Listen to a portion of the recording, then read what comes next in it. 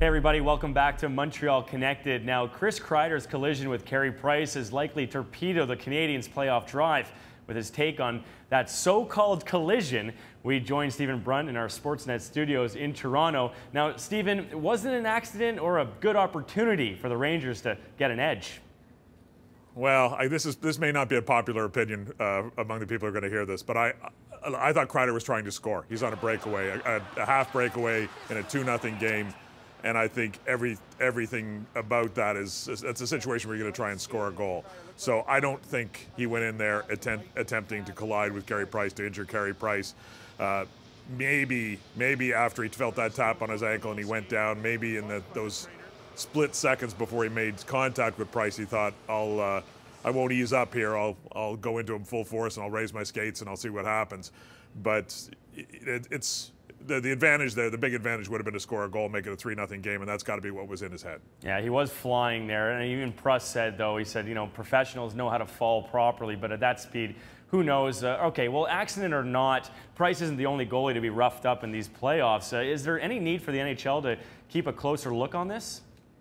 I think it is something they're going to have to look at, Wilder, because not just that goaltending at any time during the regular season is extraordinarily important. Goaltenders are extraordinarily valuable, but during the playoffs, series swing based on goaltending. Everybody knows that.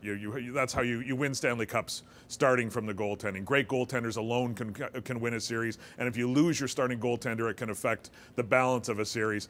Goaltenders are very vulnerable, and the league has to protect that blue ice. There's going to be activity in there. Guys are going to be in the crease. Players are going to be in the crease. Defensemen are going to be in there. There's going to be jostling. Guys are going to fall. Goaltenders are going to get hit.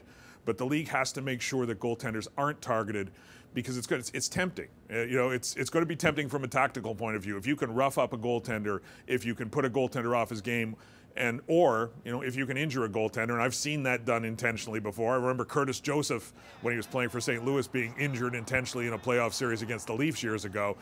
It's going to create an advantage. Anytime you have a situation where there's an advantage to be created, someone is going to take that edge if they're allowed to do it, or even if it's just a 2-minute penalty. It still might be worth it. So something the league's got to watch. Well, speaking of goalies getting injured, the Habs swept the Lightning with Ben Bishop being injured. It seems like having a healthy team is just as important as having a great team, right? Well, this time of year, health becomes all important. Injuries become a crucial factor. All of the intrigue that goes on around injuries, lower body, upper body, no information. You don't want to give your opponent any kind of an edge in terms of knowledge, understanding who's hurt or where they're hurt. It's a long haul. 4 rounds to the Stanley Cup. It's literally a second season, and the teams that get there, usually the best team wins, but a lot of time the healthiest team wins.